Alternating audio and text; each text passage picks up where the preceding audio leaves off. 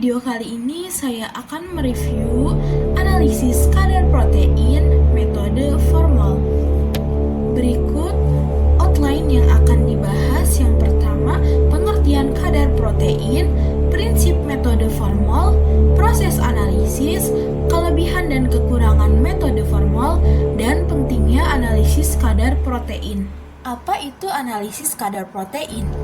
Dikutip dari jurnal Rossaini et al. 2017 bahwa protein merupakan zat makanan yang mengandung nutrien dan memiliki faktor penting dalam fungsi tubuh. Pada sebagian jaringan besar tubuh, protein merupakan salah satu komponen terbesar setelah air. Fungsi utama mengkonsumsi protein adalah untuk memenuhi kebutuhan nitrogen dan asam amino sebagai proses sintesis tubuh dan substansi lain yang mengandung nitrogen. Analisis kadar protein terbagi menjadi beberapa metode. Yang pertama, metode Kegel, metode Biuret, metode Lowry, ninhydrin, titrasi formal. Pada video kali ini, saya akan mereview analisis kadar protein metode formal. Selanjutnya, prinsip metode formal. Prinsip dari metode ini adalah apabila suatu protein dinetralkan dengan basa NaOH lalu ditambahkan formalin, maka akan membentuk dimetil. Dengan terbentuknya dimetil ini, berarti gugus aminonya sudah terikat dan tidak akan mempengaruhi reaksi antara asam dan basa NaOH sehingga titrasi dapat diakhiri dengan tepat. Dikutip dari jurnal Gall et al. 2000. Selanjutnya kita akan mereview analisis kadar protein metode formal pada jurnal Widodo et al. 2022 dengan judul Kajian Metode Titrasi Formal dalam Pengukuran Protein Susu Segar melalui Validasi Metode Analisis.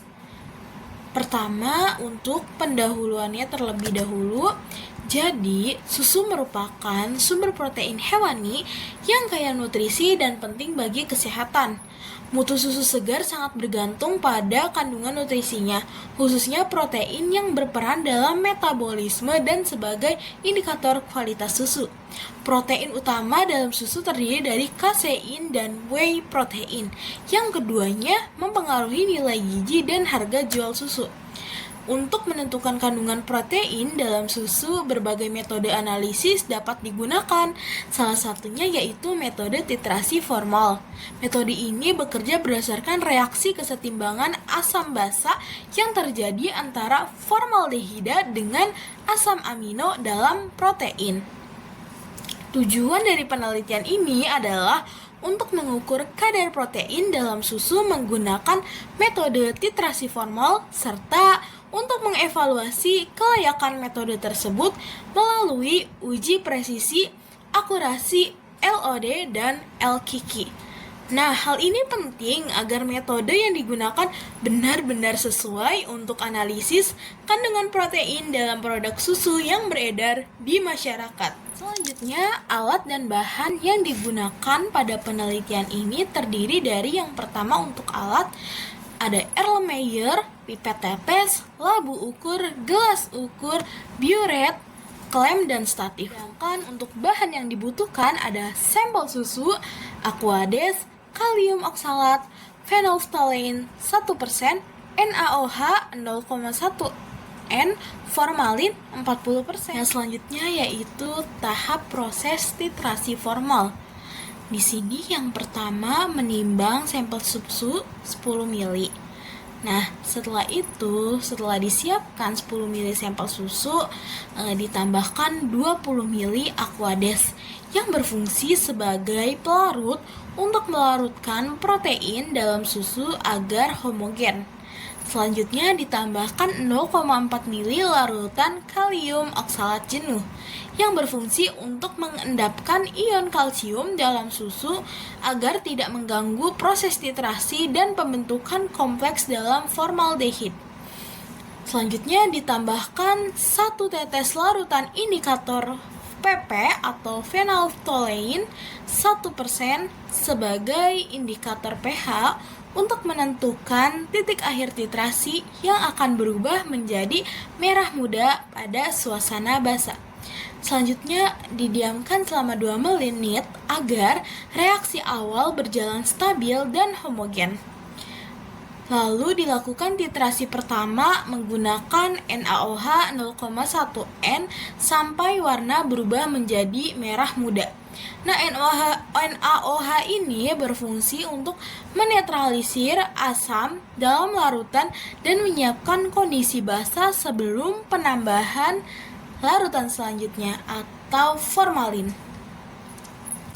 Selanjutnya ditambahkan 2 tetes formalin 40% ke dalam larutan.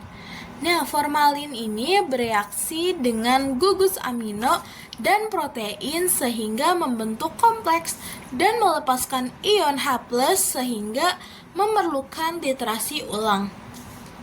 Nah, selanjutnya dititrasi kembali dengan NaOH 0,1N sampai warna merah muda muncul kembali.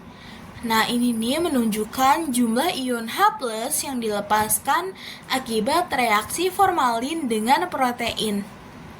Selanjutnya, kita menyiapkan larutan blanko sebagai kontrol untuk menghitung volume titrasi formol yang murni dari reaksi dengan protein. Dan yang terakhir, menghitung selisih antara titrasi kedua sampel, yaitu sampel susu dan blanko. Nah, selanjutnya hitung kadar protein dengan rumus kadar protein persen sama dengan volume NaOH kali N kali 1,83. Nah, 1,83 adalah faktor konversi untuk protein susu. Setelah dilakukan analisis titrasi formol, tertera pada tabel 1 yaitu hasil titrasi metode formol dengan nilai akurasi dari metode pengukuran kadar protein susu diperoleh nilai 145,56% dengan standar deviasi 1,29 dan KV 0,89%. Hasil ini menunjukkan angka yang terlalu tinggi dari standar pengukuran sebuah metode formol. Menurut Harmita 2004, nilai akurasi yang dapat diterima pada pengukuran sebuah sampel yakni 95% sampai 100%. Nah, metode titrasi formol yang memberikan nilai akurasi berada jauh di atas nilai standar. Hal ini terjadi karena hasil nilai pengukuran di atas kadar sebenarnya, sehingga dapat memberikan implikasi berupa metode akan memberikan data yang terlalu over. Di metode formal ini terdapat kelebihan dan kekurangan. Yang pertama, kelebihannya prosedur ini mudah dan cepat, bahan yang digunakan murah, akurasi cukup baik untuk sampel yang sederhana. Kekurangan dari metode ini adalah variasi warna dapat menyulitkan pembacaan titik akhir titrasi, kurang akurat untuk menentukan jenis protein tertentu, sensitif terhadap kondisi seperti pH dan suhu. Yang terakhir, apa sih pentingnya analisis kadar protein ini? Nah, jadi analisis kadar protein ini dapat menilai kualitas nutrisi pangan. Nah, analisis kadar protein penting untuk menentukan nilai gizi produk makanan, membantu konsumen dalam memilih makanan yang sesuai dengan kebutuhan nutrisi mereka. Yang kedua, mendukung industri pangan dalam pengujian protein untuk memastikan kualitas dan konsistensi produk, serta untuk pengembangan produk baru yang memenuhi standar kesehatan dan keamanan. Dikutip dari Vika Yuniar et al. 2024. Cukup sekian dan terima kasih atas perhatiannya sudah menonton video ini. Wassalamualaikum warahmatullahi wabarakatuh.